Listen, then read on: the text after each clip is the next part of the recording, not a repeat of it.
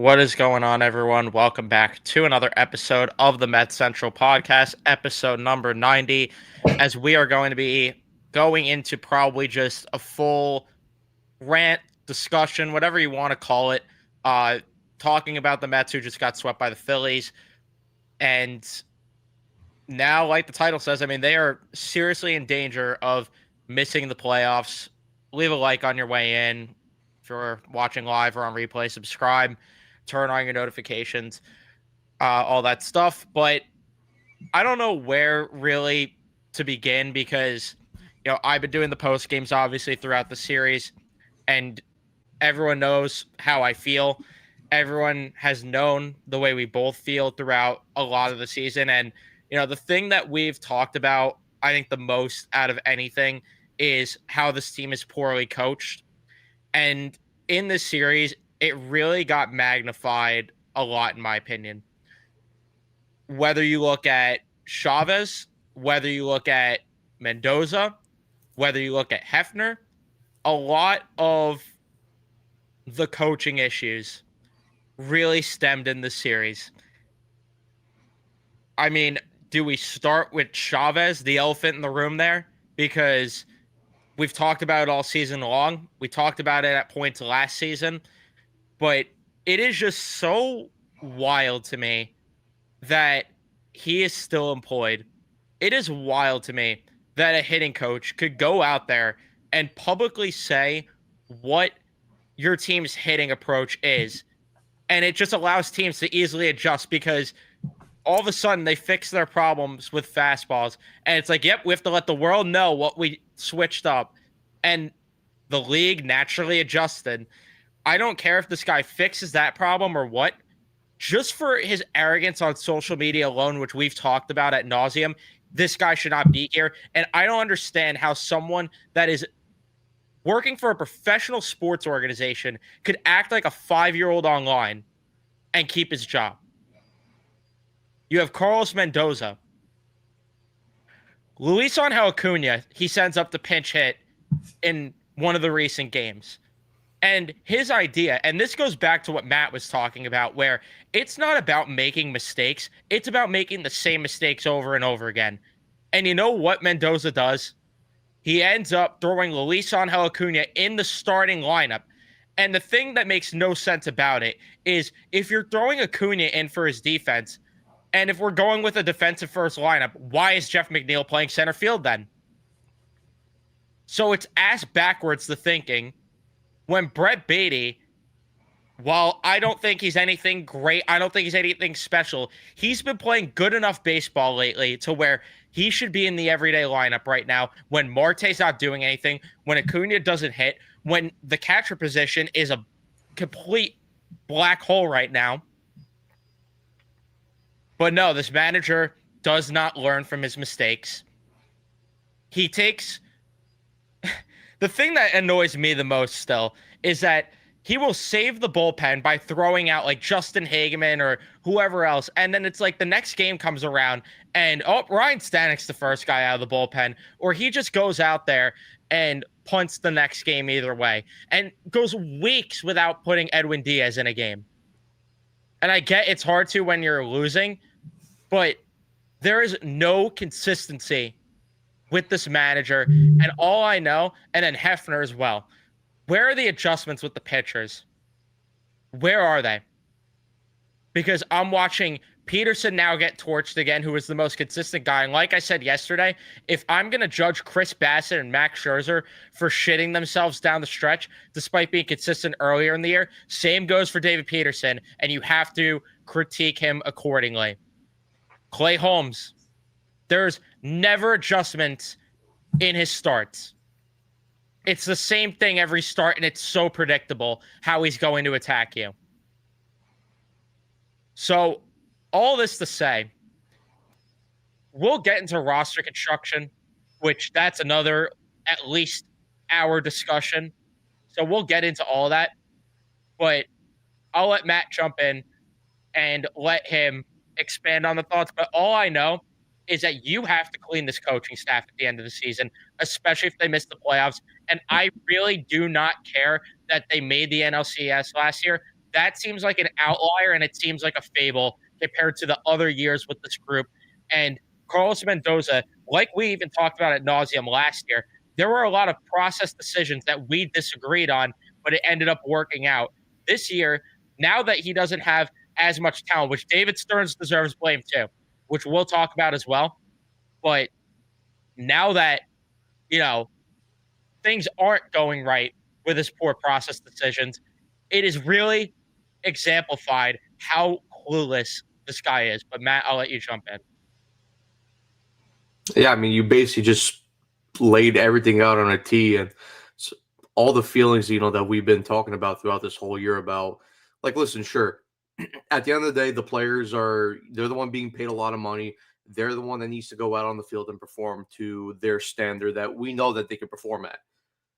Unfortunately, though, like, cool, like, the players still need to be held accountable, but at the end of the day, coaching is a very important aspect of any professional sports because you see it. Out of everything that this team does poorly this year, whether it's offensive hitting approach, whether it's pitching, whether it's fielding, what's the one thing that they've been like good at consistently throughout this whole year? Stealing bases. And why is that? Because Antoine Richardson is a very good first base coach. So whenever I hear all these people say, like, oh, the coaching doesn't matter, it's all on the players. And listen, like I said before, the players do, at the end of the day, they do matter. They have to hold themselves accountable and they need to be better. But coaching is such a big underrated factor in any single aspect of professional sports. Because why is this team one of the worst teams in terms of hitting with runner scoring position? Eric Chavez, terrible hitting coach. Why has the pitching, all of a sudden fallen off the face of the earth?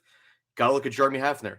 Where's the adjustments in terms of pitching repertoire and in terms of just the whole how you go out and attack certain hitters. Why is this team's fielding been total? It's been a total 180 since last year. Again, you have to look at coaching. Why are certain people being put in certain positions where that they can't play well? Why are certain bullpen arms being used in certain situations? Again, goes down to coaching, goes down to Carlos Mendoza. And listen, you brought up the point that if this team missed the playoffs, that everyone on this coaching staff, besides maybe Antoine Richardson, needs to go.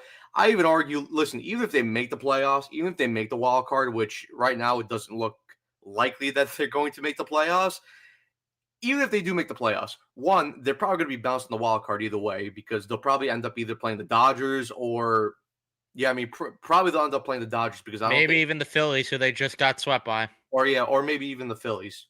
And again, those three games would be at Citizens Bank Park, which we just saw this team get absolutely destroyed at Citizens Bank Park. So everything, like I said, not everything comes down to coaching, but a lot of certain factors do come down to coaching decisions. And listen, we'll get into a ton of stuff throughout this episode. But like Evan brought up, and I was just listening to Mark and James who do the Mets'd podcast. Like, just you guys bringing up that factor that Eric Chavez, one of the most arrogant cocksuckers in the league, a guy that, by the way, has won nothing in his career, has not won a championship. Statistically, he's one of the worst postseason hitters in baseball. This is a guy who went out there after he so-called fixed the problems with the offense, which any certain baseball individual who watches baseball games and actually has like a semi-understanding of the game would just simply tell you that the biggest problem was this Mets team is not aggressive enough and they don't look to do damage on inside fastballs or any type of fastball in the zone. So he quote unquote fixes the problem. And then, of course, because, again, this is one of the most arrogant assholes in the league, he has to go out on Instagram and say, oh, look at me. I'm the greatest hitting coach ever. I fixed all these issues. The problem was we weren't aggressive on fastballs. Yes. Good job, Eric, because now every single other team, all 29 other professional organizations in baseball just looked at that message and said, oh, okay, you're going to be more aggressive on fastballs. Cool. We're going to start throwing breaking balls early in the count. And then by the time he gets to an 0-2 count, because we know that this team's philosophy is being aggressive at all. So by the time you get to an 0-2 count or a 2-strike count in general, we're just going to pump a fastball inside the zone. And you guys are just going to, either swing over it or take it for a strike because you guys look at the walk. This coaching staff is one of the biggest issues on this team. And listen, like I said, even if they make the playoffs and they get destroyed in the wild card, which I would anticipate, even though I don't think they're getting to the playoffs at this point, even if they get in, none of these guys deserve to be back. And Mendoza is a huge issue. He is such a big issue with this team.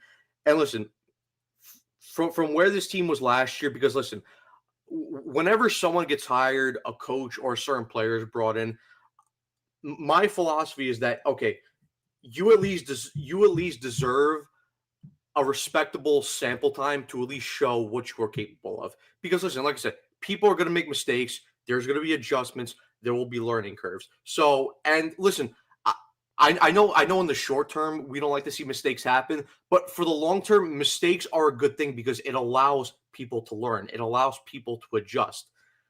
But with Mendoza and even like I said, last year, there was some things we disagreed with, like you mentioned, Evan, but we said it worked. Okay, let's see how Mendoza goes into this year. With year 2, the team is looking a lot better. You just brought in one of the the better players in all of baseball in Juan Soto. You brought back some of the veteran pitchers like Sean Manaea, like Ryan Stanek. Okay, let's see how he adjusts in year 2.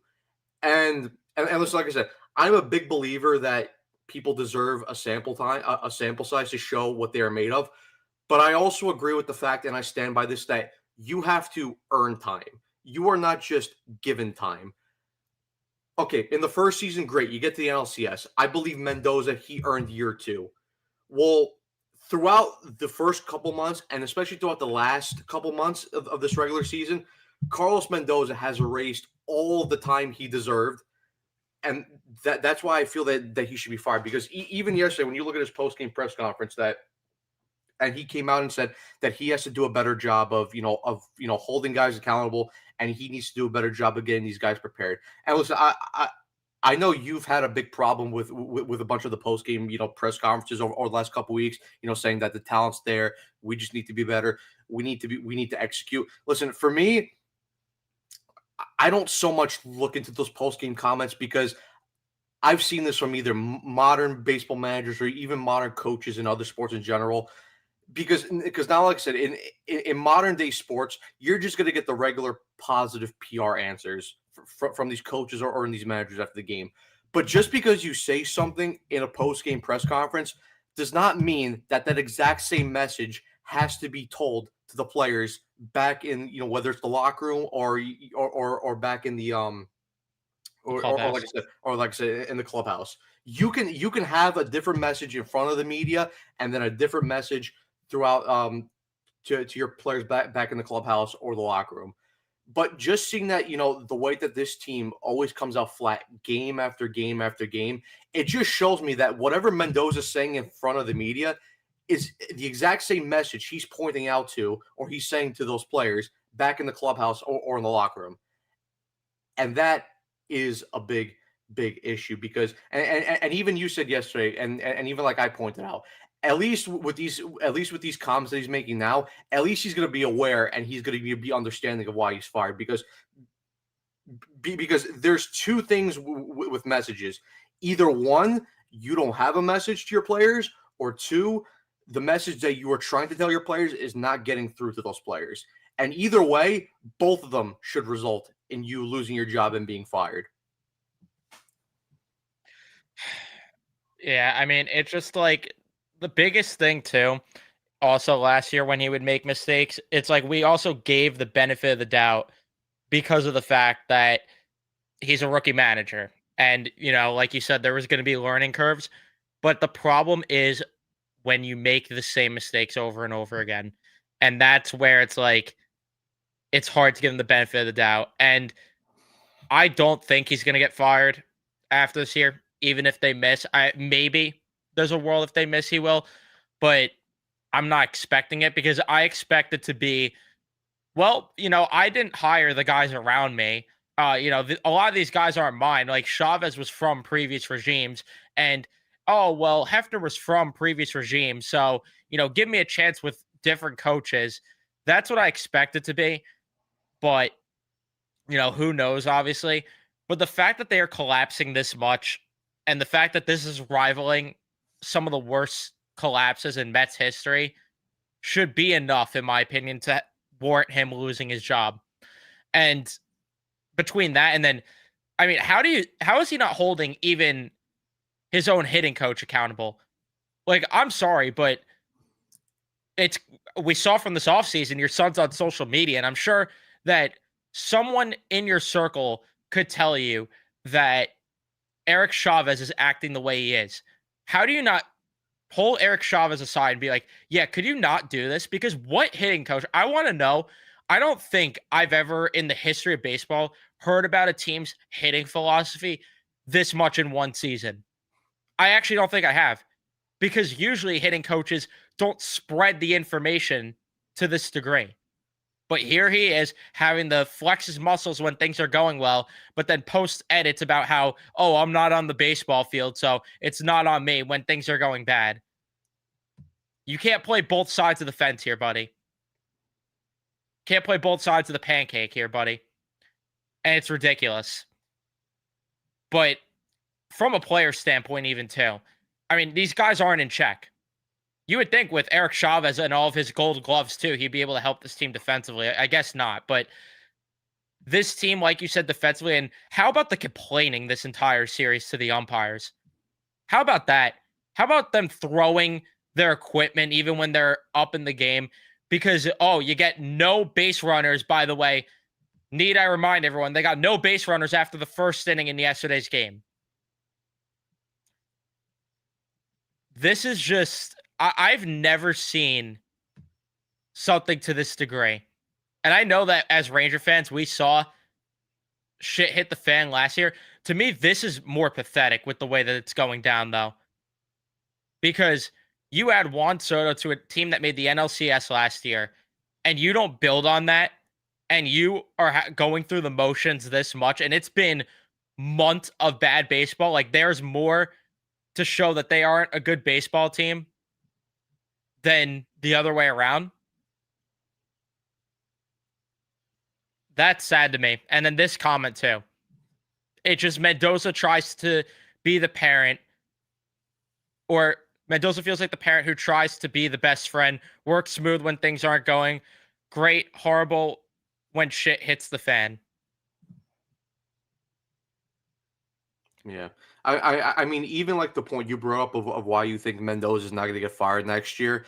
Like, listen, I can see the argument for why he's saying, "Oh, look, but look, I haven't been doing my greatest job this year because one, like you said, like I don't have my hitting coach per se, or I don't have my pitching coach per se."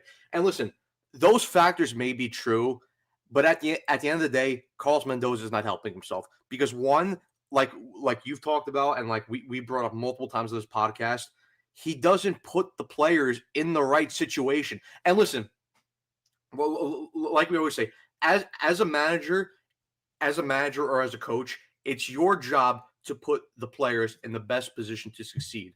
If you do that and the players still don't succeed, then I can't blame you per se because you put them in the best situation to succeed. Then it's just down to simple execution by the player. It's like all the times we talked about, like with Tyler Rogers. Why would you bring in Tyler Rogers into a situation where there's runners on base? You clearly know that he's not comfortable when there's guys when there's guys on base already. And if he comes through and fails, well then okay, that's on you because you should have known better. But if you start Tyler Rogers in a clean inning and he ends up imploding, cool. I can't blame Mendoza on that part because then that's just simply down to Tyler Rogers not executing. Like again, if he puts Ryan Helsley in a situation where it's a low leverage spot and he needs to just get a couple outs and Helsley does not come through, again, can't blame Mendoza there because you're not putting him in the best, or you put him in the best spot to succeed, but he simply didn't come through. But like we've seen recently, if you're putting Helsley in a one-run game, whether you're up or down by one run, and he implodes, yeah, that's on Mendoza because why are you in that situation? And then even then, like to the first part of the series, right? in the first game. You have Brett Beatty, who has 2 hits. Why are you pinch hitting Luis Angel Acuna for him? Like, it makes no because one, if you're telling me that you're pinch hitting for Brett Beatty because a lefty's coming up, in which, listen, Beatty is still not the best hitter against lefties, but I trust him a hell of a lot more to get a hit off a lefty than Luis Angel Acuna. And listen, Luis Angel Acuna is on this roster right now, and he's barely just hanging off this roster, by the way. But he's only on this roster for 2 reasons: one, fielding; 2, base running. Why are you putting Luis Angel Acuna? Unless it's like the only way Luis Angel Acuna should be hitting is if, one, like people are hurt and you just need to throw him into the lineup because you need to fill out a roster. Then fine, but at that point he should be hitting 9th, and he should be hitting nowhere up higher in the lineup. But like I said, back to my point, you have Brett Beatty, who already had 2 hits in that game. You pinch hit him for Luis Angel Acuna because he's a lefty. Like I said, I trust Beatty a hell of a lot more to come through in that situation than Luis Angel Acuna, because other than that short sample size that he showed last year, where he came up for an injured Lindor and hit, he has not shown that same type of level of being able to hit, or even like close to being a competent hitter at the major league level. He has not shown to be able to replicate at least some degree to that level. And then 2, later on in the game, when we go to the top of the 9th and Pete Alonso leads off that inning with a single, you then pinch hit, but you're bringing in Ronnie Mauricio, who is slow, coming off an ACL, when you could have had Luis Angel Acuna, who's shown that he's one of the better base runners on this team. But instead, no, because you had to put in Luis Angel Acuna to pinch hit for Brett Beatty. Now Acuna's not available to pinch run that situation, so you have to bring in Ronnie Mauricio, and then Mark Vientos, a batter after Pete Alonso, ends up hitting a double into the right field gap, or down the right field line. And Ronnie Mauricio doesn't end up scoring because, one, like I said, he's slow, and then 2, he had one of the most terrible just base running decisions I've ever seen in my life. Because, one, off the bat, everyone in that stadium could have told you that that's a double down the right field line. But for some reason, Ronnie Mauricio is being hesitant, and he's trying to hold up a little bit to see, if maybe Nick Castellanos can catch that ball. Why are you relying on Nick Castellanos to catch that ball in right field? Nick Castellanos is one of the worst, fielders in baseball currently. Just take and by the way, you're down by 1 run. Be aggressive. Take off right away. Listen, I get it. If Castellanos somehow catches that ball and now you're picked off for a double play, it looks bad on you. But like I said, you're down by 1 run. You're in a situation where you have to win baseball games because teams behind you are catching you at a fast rate. Be aggressive. But instead gets a horrible read, he ends up going to third base. Vientos ends up pulling up at second, and then the Mets can't drive him in because McNeil can't put the ball in play, and then Francisco Alvarez just had a terrible at bat in that situation. It's like every single little aspect of this team, and again, this comes back. This ultimately does come back to coaching, because, again, like I said, you're not putting these guys in the best position to succeed. And then 2, whenever they are in the best position to succeed, they have these mental errors because, like I said, they're not coached well enough. Yeah, like Sarbaugh also deserves blame as well, because that falls on him partially with the Mauricio thing. And how about them just like constantly stealing third lately too, which is also just driving me insane in poor situations. But that's the other thing with Mendoza that you touched on that I completely forgot to bring up. His obsession with, a lefty's on the mound, so I got to get a righty in the batter's box. Let me go ahead and put a lefty on the mound because lefties are coming up. Like, it's like he doesn't understand that reverse splits exist. I don't know why it's like a foreign concept to him, but it is. And then how about, speaking of poor decisions that I completely forgot to bring up, how about, what was it, game 2 or game 3? I think it was game 3, where Gregory Soto's in the game, and he allows a hit to Max Kepler, the first batter he faces. Okay, he gets through that inning. Why is he starting the 6th inning in the first place when you have a fully rested bullpen, number 1? Number 2, why is he allowed to face as many batters as he is? Because he's in there to do one thing, and that is to get the lefties out. And one, he failed to do that. Two, I don't know if Mendoza knows this, but the great part, and like I talked about in the postgame, the great part of the Met bullpen is you have the luxury of two left-handed pitchers. I don't know if Mendoza's aware of his own roster, but that is the case. He hits Harrison Bader, allows a single to Schwarber. Harper hits that force out. Right then and there, he has to be out of the game. At worst, after he hits Real Muto, pull him out. Then he leaves him in to let face Marsh, who hits a single. And then Max Kepler, who beat him the first time around, he lets him face Max Kepler again. And what do you think happens? He gets beat. It's like, what is the point of saving your bullpen in the previous game if you're going to go out there and just leave Gregory Soto in for the entire game and run him into the ground? It's just so stupid, the decision making, time and time again. I can't understand. I don't think, and this says a lot considering how much I was very critical of Buck Showalter and how much I did not like Buck Showalter. I have never criticized the manager this much in my life, because managers should not affect baseball games as much as like a hockey coach affects, their team on the ice, or a basketball coach affects their team, with rotations and everything, a football coach on the field. The manager probably is the least important head coach, or whatever you want to label it, if you will, out of the four major sports. But somehow I feel like this manager has cost this Mets team more games than I could ever think a manager could allow. And then this as well, the musical chairs with the lineup. Like, what is it with putting Brandon Nimmo in the cleanup spot when it is shown all year it doesn't work? So for anyone that thinks like, oh, David Stearns is making the decisions, or thinking, oh, this is, the analytics fault, I don't know what you're smoking, because there is no analytics that tell you that Brandon Nimmo should be hitting cleanup. The analytics would tell you Cedric Mullins is better against lefties than righties. It's just stupid decision-making without any sort of common sense to it.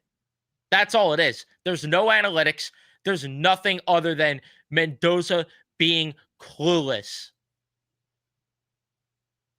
Yeah, he does not have a feel for not even the team per se, but it seems like he doesn't have a feel for the sport in general, which is just it's crazy to say, considering where this team was last year, and like we even brought up earlier in the podcast, like, even though Mendoza, maybe the process wasn't the best last year, like, things still worked. Maybe was it the cleanest execution? No, but they still came out in a positive result. And like we were saying, like, at that point after your first year, you expect to learn. You expect, as you get more experience, you're going to clean up some of those decision makings, and you're going to execute better, and put players in better positions to exceed. But it seems like, and I don't know what it is, if it's the pressure per se, because even we saw last year in the NLCS with some lineup decisions, and then putting some certain pitchers in certain situations. Even though, listen, I get that the pitching by the time we got to the NLCS last year was completely drained and destroyed, but even still, like, Mendoza last year got outmanaged by Dave Roberts in the NLCS. Like, a bad look. But again, like I said to myself, I'm like, listen, first year manager, he got this far. I'm going to give him the benefit of the doubt. Let's see how he comes back next year, and let's see how he adapts and he learns. And he's basically taken like every single step back as a manager. And listen, I get that this year this year has been a colossal disappointment, and there's really nothing that could change that other than they somehow get into the playoffs and somehow make a run and win a World Series, which is like, that's not going to happen, because they're just not good enough in terms of, roster construction and in terms of, being coached. But it's like, because, like, listen, like, going back to last year, I understood the hire. Even though I want to correct counsel as the Mets manager, I understood the hire of Mendoza, because, listen, the team last year, we were going into a transition year. I understood bringing in a new manager, letting him learn on a job, and letting him become adjusted to the new role. But at this point, with the accelerated expectations, and of this year because remember, at minimum, we said this year for it to be even a success, you at minimum had to get back to the NLCS, and there's a good shot that they might not even make the playoffs. And next year, even though this year's a disappointment, next year, because we hope that the correct moves will be made in the offseason. Next year, going to the opening day, we're going to have that same expectation of next year. This team has to be competing for a World Series. And if Mendoza's showing that at this point he can't handle the pressure and he can't make the right decisions, then I'm sorry. Like I said, with next year being the same expectation again, I simply can't bring you back, because all the evidence has shown from this year, and even from points of last year, has shown that when we get to these tight spots in the regular season, when it comes down to the must-win games, Mendoza just seems like, and like I said, I don't know if he gets flustered, if he's nervous, or he just doesn't have a feel for anything for the game or for his players. But all of those things are bad signs of you're not ready to coach or manage a Major League Baseball team at the expectation that this team should be aiming to hit or exceed. I've tweeted a lot. I can't take this team seriously next year if a lot of these guys are back, coaching wise and roster wise. And this is what I agree with as well. A lot of last year was Martinez, like with the coaching in general, hitting, at whatever it might have been. A lot of it seemed like it was his fingerprints all over it. But, you know, people have wanted us to rant about this. I don't know where you're going to stand on this, Matt, but you guys want it. I could sit here and say it, and I've said it before, but I will make it abundantly clear again my opinion on the fact. David Stearns deserves blame. David Stearns has not had a good offseason. He did not have a good trade deadline, and a lot of this falls on him. I stand by the fact that I am not willing to give up on him yet, and I think this offseason is going to make or break my opinion on him entirely. Because if he does not make the coaching changes needed, if he does not put a good enough roster together, especially when you have guys like Winker coming off the books, Stanek, Marte, and I really hope Jeff McNeil is moved. And we're going to talk about that as well. To me, I don't care.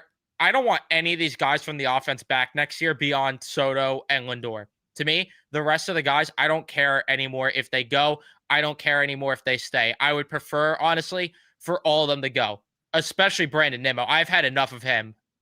And that's a conversation I've been saving to have for if it gets to it. But I've had enough of Brandon Nimmo. To me, this is going to make or break David Stearns, him as Mets GM, because he's done a great job building up the farm. He has put this team in a spot to where they can move prospects to get talent. But if he can't assess that talent for the big league roster, then he's got to go. It is that simple. And so far, he unfortunately has shown he has not been capable of doing that. You have two center fielders that he traded for on this roster, in Mullins and Siri, that are so bad that you have to trot Jeff McNeil out there in center field when this is his first year playing the position. You have a starting pitching staff that is complete and utterly broken that he built.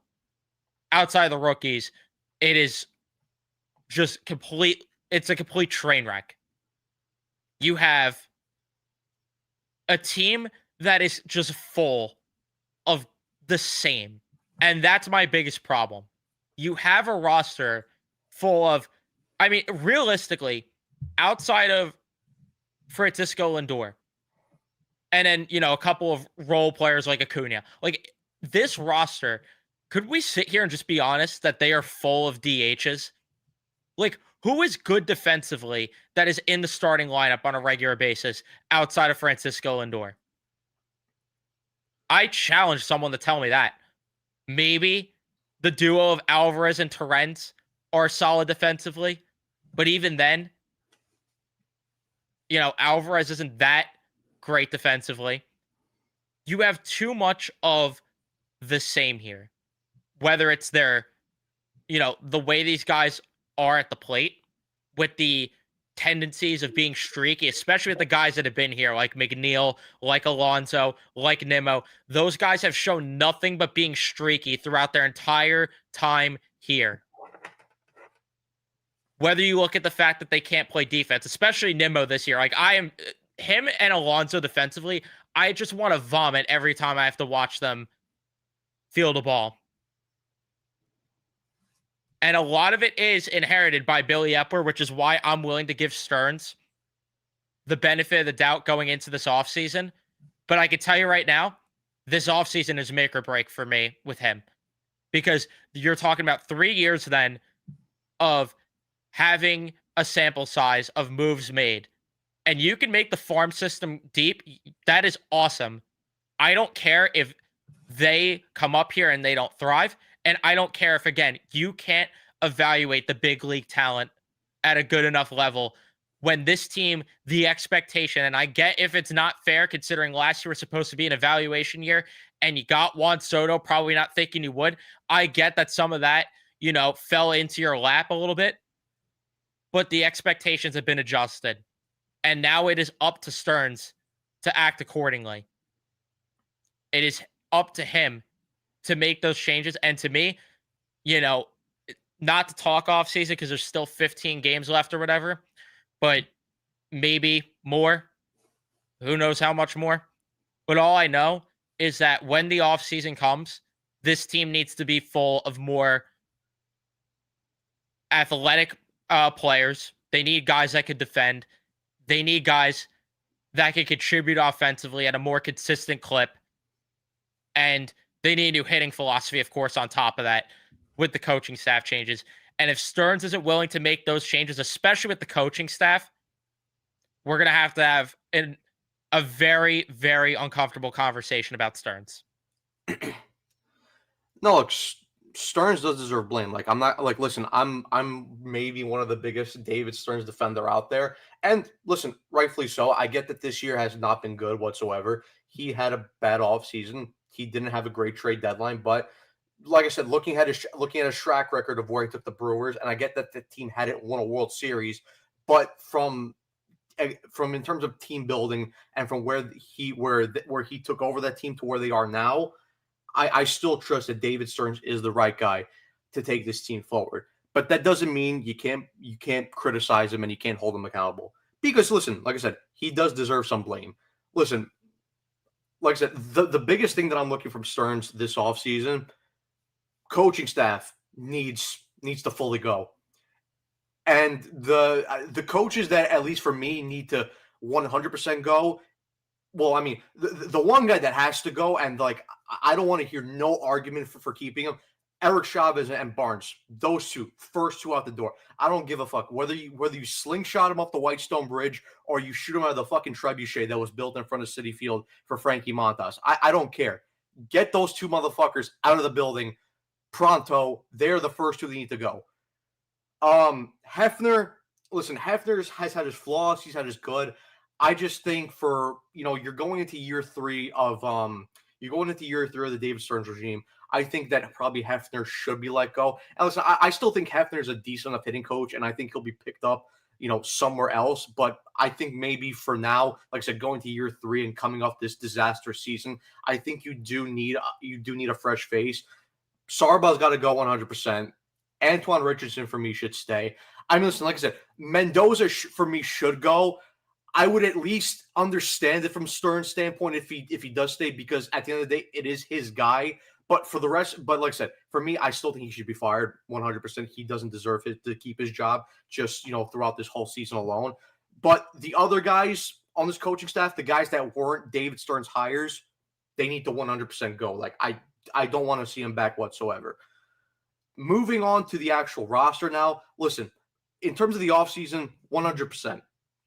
It was a bad offseason, right? Frankie Montas was, listen, I didn't love the signing. I didn't hate the signing, but it was a risky signing. Like, I'm not going to sit here, and tell you otherwise. It was a risky signing.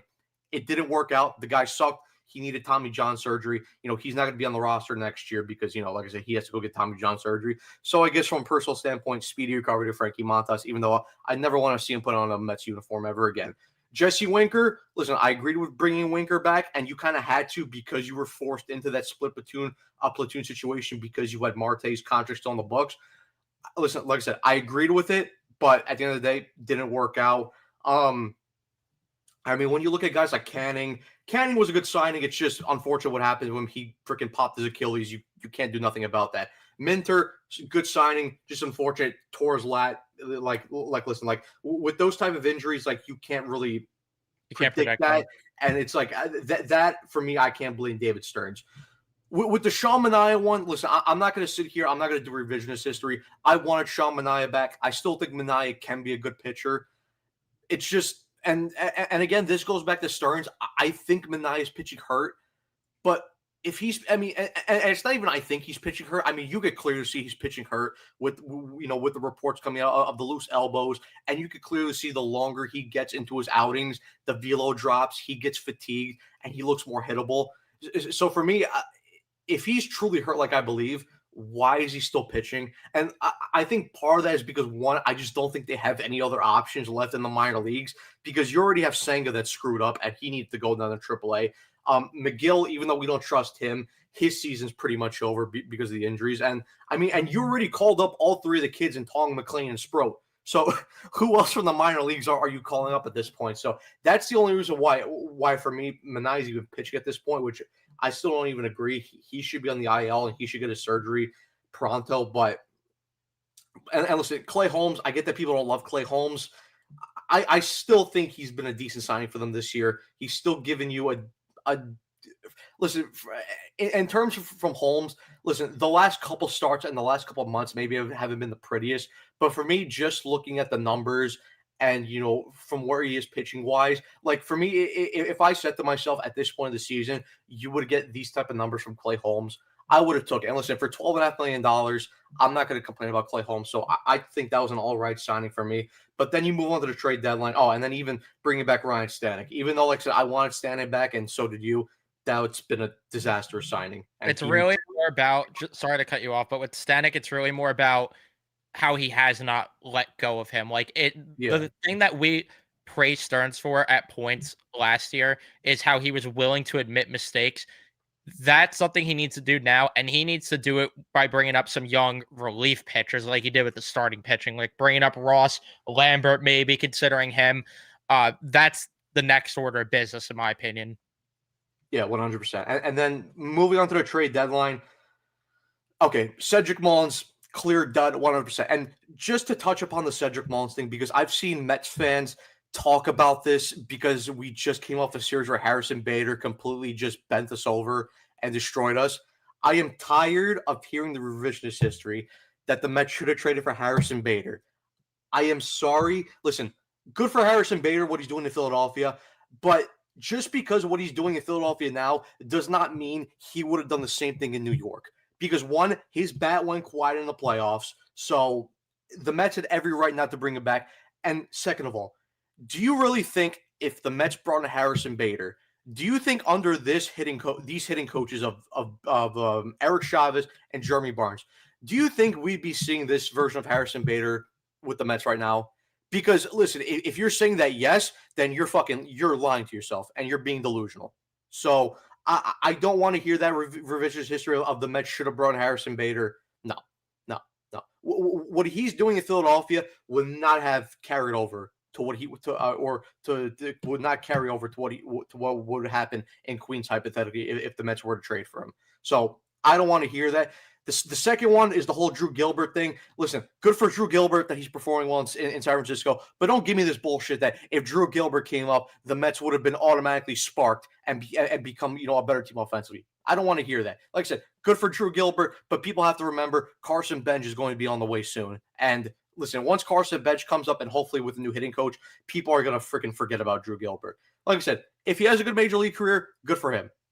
It probably was not going to work out here for him. Because at the end of the day, when the Mets traded him away to San Francisco, he was a 25-year-old center fielder who hadn't yet cracked the major league roster. Time was ticking on him. Listen, he got an opportunity. He got traded. He's taking advantage of it. Credit to him. But again, just because what he's doing in San Francisco doesn't mean it would have translated to here in Queens playing for the Mets. So like I said, Mullins, dud.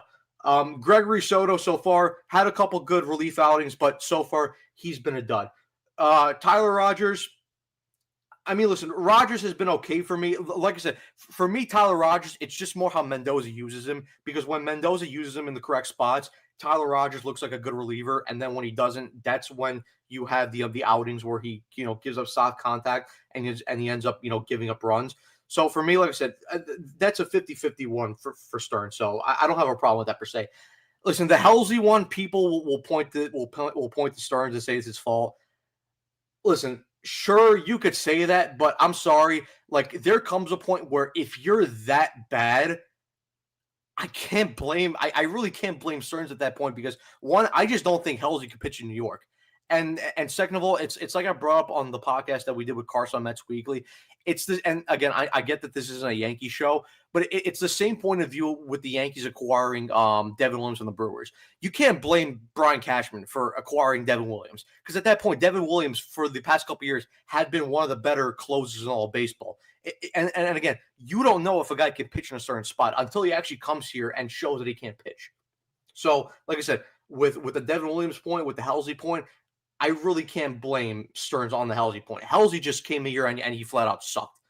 But like I said, he hadn't had a good offseason. Trade deadline wasn't great either. But like you said, with this offseason, it's going to be a very big offseason because, like I said, for one, if there aren't mass changes to the coaching staff, uncomfortable conversations will need to be had about David Stearns.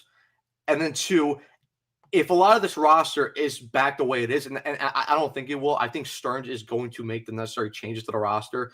Because, I mean, listen, like I have the money breakdown right now pulled up on my phone, but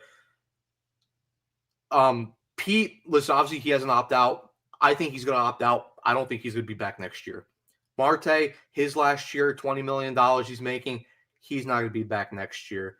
When you look at a couple other guys, I mean, obviously, like the guys that they acquired, Gregor Soto, Tyler Rogers, Ryan Halsey, those guys won't be back, but Jesse Winker won't be back. Obviously, his money will come off the books. We'll see what they do with Griffin Canning. Tyrone Taylor, he's going to be a free agent this year, so I don't think he's going to be back. I mean, Stanek won't be back. Stanek won't be back, obviously. So you're going to have a lot of money come off the books. And you can still move McNeil. Yeah, that I also agree. I think McNeil's going to get moved also because we heard the rumors before the trade deadline that the Mets were at least actively shopping him. So I don't think he'll be back next year. And now there's two moves here. I know you brought up moving Nimmo. Listen, I'm not either for or against moving Nimmo. I just don't think it's going to happen considering that the guy's 32 years old. He has 5 more years left at $20.5 million, and he has a no trade clause. So I don't think he's going to get moved.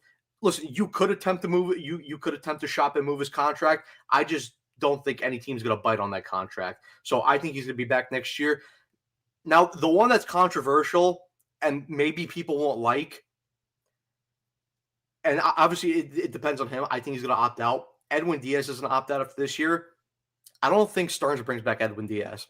No. I don't. I think he's going to want to allocate that money elsewhere on the roster instead of just allocating it to one closer. Because to me, obviously, I know the pitching lab the last couple of months hasn't looked great because a bunch of guys just came in here and stunk it up. But I think Stearns is going to rely more on his smarts and relying on the pitching lab to find an under the radar closer, bring him in, make the right adjustments, and then make him the closer instead of allocating $20 million to Edwin Diaz. And listen, I love Edwin Diaz. Ever since that turnaround he's made in 2019, he's been fantastic for this team. But it's just like I said, in terms of philosophy building, I don't think Diaz will be back.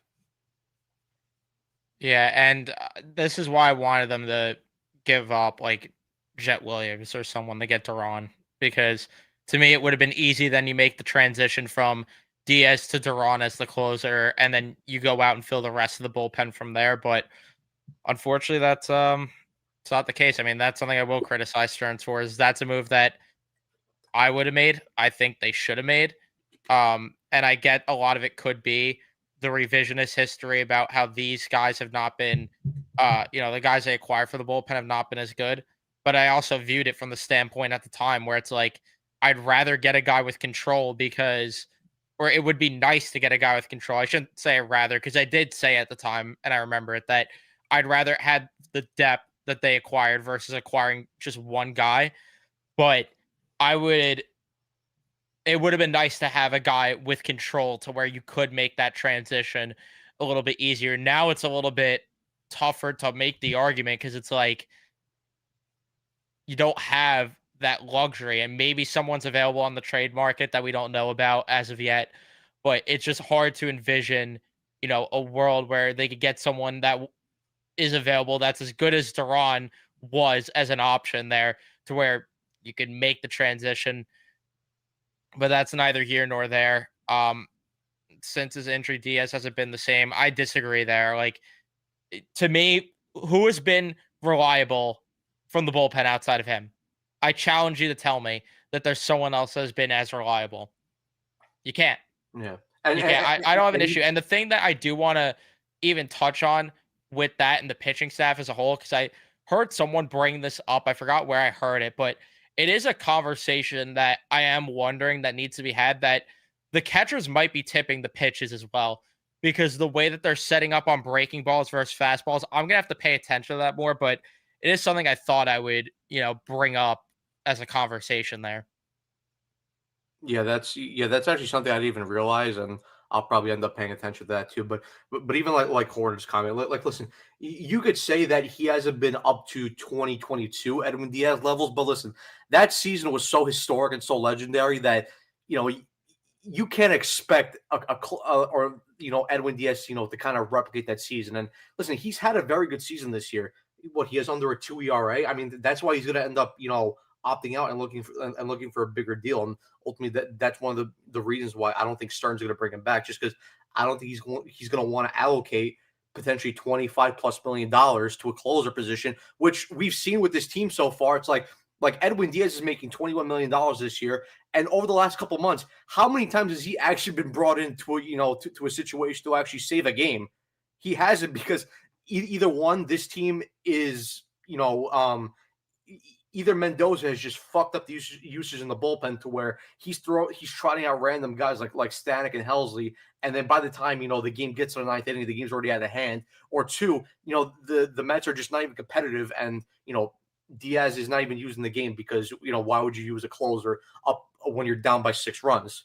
So it's like to me, and like I said, in terms of roster construction standpoint, I think Starks is going to want to allocate the money elsewhere, whether it's starting pitchers or other big time bats in this lineup, or like I said, maybe even spread the money out to maybe even get multiple reliable relievers, but like at a cheaper rate. So like instead of paying $25 million for Edwin Diaz, maybe get a $10 million reliever and like a $12 million reliever, and spread the money out like that. But like I said, I don't see him.